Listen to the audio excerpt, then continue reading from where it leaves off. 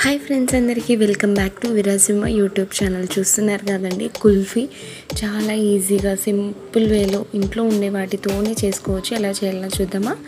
First పాలు తీసుకొని బాగా ఆ పాలను బాగా చిక్కగా అయ్యేంత వరకు మరగనివ్వాలండి. అంటే చిక్కటి పాలు తీసుకుంటే త్వరగా అయిపోతుంది, కొంచెం నీళ్ళ పాలు తీసుకుంటే టైం పడుతుంది. పాలు బాగా మరుగుతున్నప్పుడు దాంట్లో కొంచెం చక్కెర, యాలుక్కాయ మిక్సీ వేసి పొడి చేసి పెట్టుకోండి. అది కూడా దాంట్లో పాలల్లో వేసేయాలండి.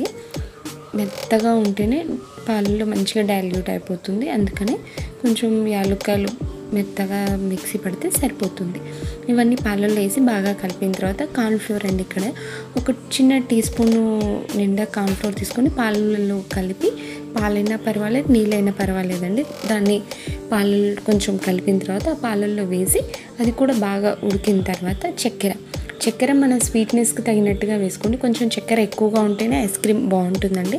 చక్కెర అదంతా అన్నీ కలిసిపోయిన తర్వాత బాగా చిక్కగా పడి అది అయిపోయిన తర్వాత స్టవ్ ఆఫ్ చేయండి. ఆఫ్ చేసి బాగా చల్లగా అయిపోయిన తర్వాత ఈ కుల్ఫీని ఐస్ క్రీమ్ మౌల్స్లో వేస్తున్నాను. ఇది ఆన్లైన్లో కూడా దొరుకుతుంది, ఏ సూపర్ మార్కెట్లో అయినా ఐస్ క్రీమ్ మౌల్స్ దొరుకుతాయండి.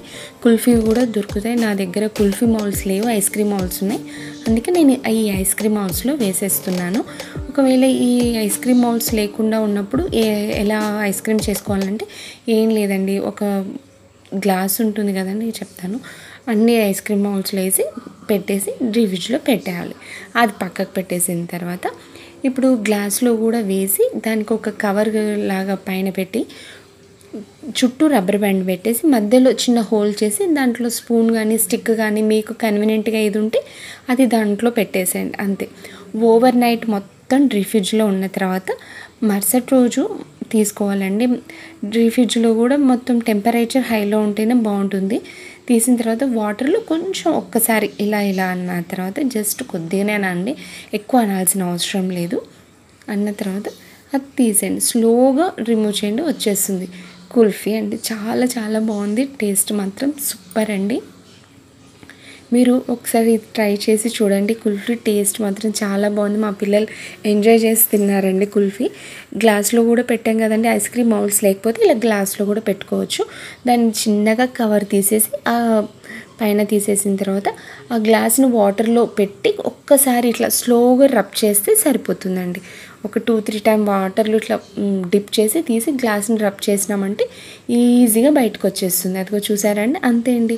ఎంతో టేస్టీగా ఉండే కుల్ఫీ ఐస్ క్రీమ్ రెడీ. ఒకసారి మీరు కూడా ట్రై చేసి చూడండి. మా ఇంట్లో పిల్లలు మాత్రం ఎంజాయ్ చేస్తూ తిన్నారండి. ఓకే అండి, నా వీడియో మీకు నచ్చినట్లయితే please like, share, subscribe to my channel.